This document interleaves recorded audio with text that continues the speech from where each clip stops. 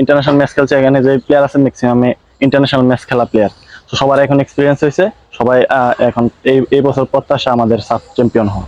আলহামদুলিল্লাহ, কারণ বললামই তো সিনিয়ররা থাকলে একটা টিমের একটা ভালো একটা প্রভাব পড়ে। হিমালয়ের দেশে সাব শিরোপা জয়ের ইতিহাস গড়েছিল বাংলার মেয়েরা। সেই গল্পটি রচিত হয়েছিল 2022 সালে।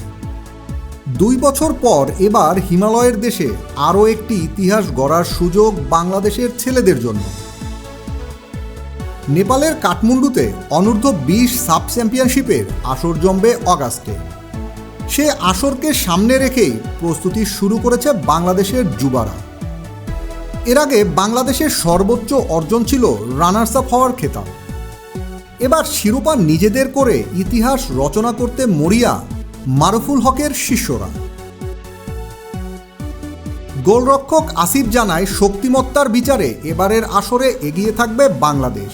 কারণ তারা এক্সপিরিয়েন্স আর লিগ খেলছে, আর আমাদের এখনো আমার যে একাডেমি যে কয়জন আছে তারা তো এখনো প্রপারলি লিগটা খেলতে পারেনি। সেই জায়গা থেকে তাদের সাথে যদি আমরা এই আন্ডার-20 যে সাব যেতে আর কি ভালো হবে তাদের সাথে কম্পিটিটটা। আলহামদুলিল্লাহ, কারণ বললামই তো সিনিয়ররা থাকলে একটা টিমের একটা ভালো একটা প্রভাব পড়ে, যেটা হচ্ছে আর কি শাসন বা আপনি হচ্ছে নির্দেশনা আর কি ভালোভাবে দিতে পারে। আর আমার দিক থেকে আমি যেহেতু ক্যাপ্টেন ছিলাম, সেই দিক থেকে ওভারঅল যারা আছি আমরা অবশ্যই ভালো ফলাফলের আশা।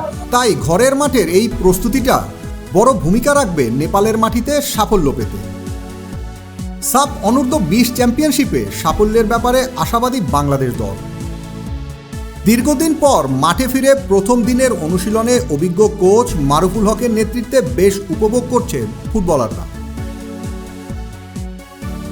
নতুন মুখের পাশাপাশি ক্যাম্পে অংশ নিয়েছে জাতীয় দলের বেশ কয়েকজন ফুটবলার। রাব্বি হোসেন রাহুল, মিরাজুল ইসলাম, পিয়াস আহমেদ নোবেল, আসাদুল মোল্লা সহ 34 ফুটবলারকে নিয়ে বাংলাদেশ অনূর্ধ্ব 20 প্রাথমিক দল ঘোষণা করেছে। 18 থেকে 28 অগাস্ট নেপালে অনুষ্ঠিত হবে সাব অনূর্ধ্ব 20 চ্যাম্পিয়নশিপ, যেখানে গ্রুপেতে বাংলাদেশের প্রতিপক্ষ শ্রীলঙ্কা। শ্রীলঙ্কার বিপক্ষে বাংলাদেশ মাঠে নামবে 20 অগাস্ট এবং বাংলাদেশের দ্বিতীয় ম্যাচ নেপালের বিপক্ষে, যেটি অনুষ্ঠিত হবে 22 অগাস্ট। এবারে অভিজ্ঞতা সম্পন্ন কোচ মারুফুল হককে পাচ্ছেন অনূর্ধ্ব 20 দলের এই ক্যাম্পেইনরা।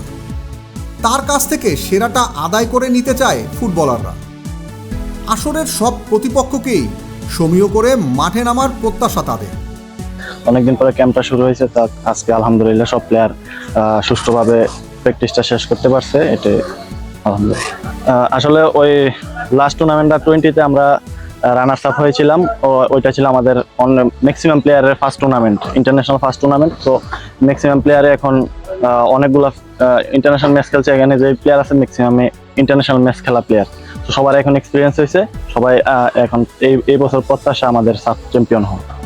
আমি মনে করতেছি এবার আমাদের যে টিমটা হয়েছে এই টিমটা অবশ্যই ভালো করবে সাফে।